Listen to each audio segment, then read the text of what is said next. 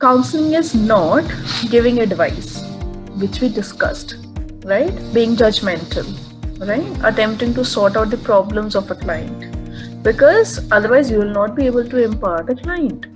So encouraging a client to behave in a way, okay, I want you to behave in this way because this is something right and this is wrong. This is not your job, right?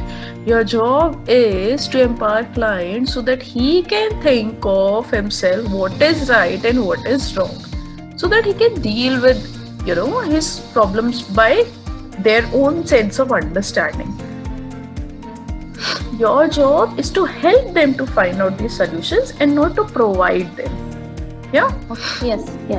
And counseling is also not to emotionally involved with the client. Why emotionally involved with the client is also crying? You also started client, okay, I'm feeling the same what you're feeling therein. This is not the way you should react, right?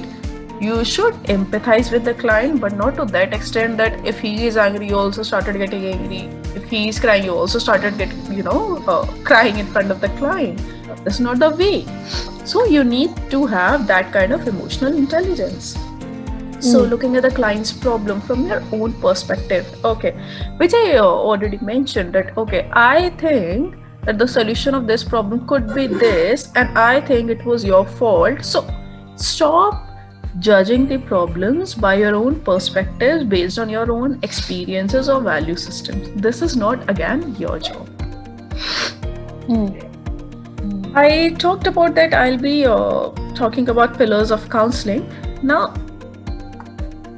it is not that there are the pillars of counseling are limited to only 4, but the most important pillars are these only, that is positive regard, genuineness, empathy, and confidentiality.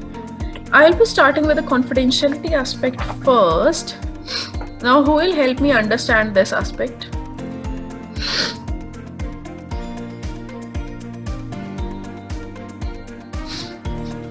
Ma'am, what I felt the confidentiality. I can.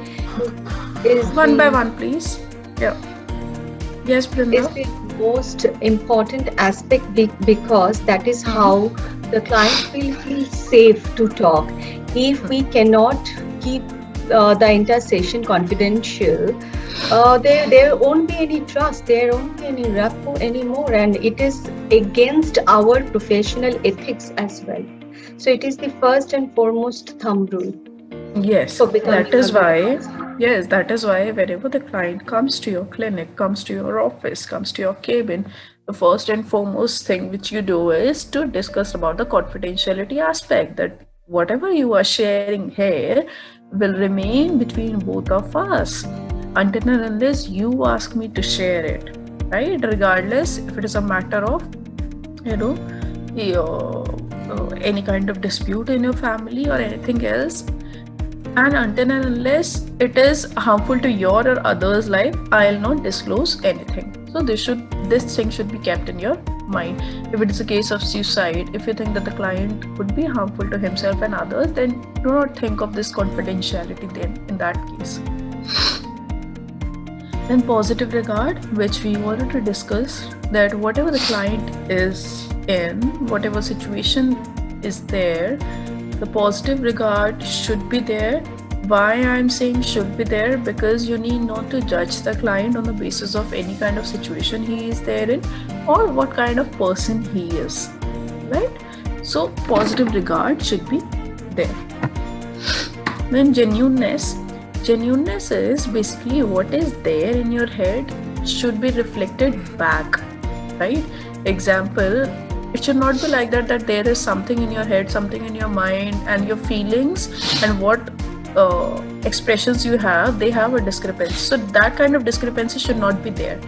Example, if you think that you are not comfortable with such kind of client, do straight away tell the client, okay, I'm referring you to this and this person because I feel that he will be able to deal with it in a better manner.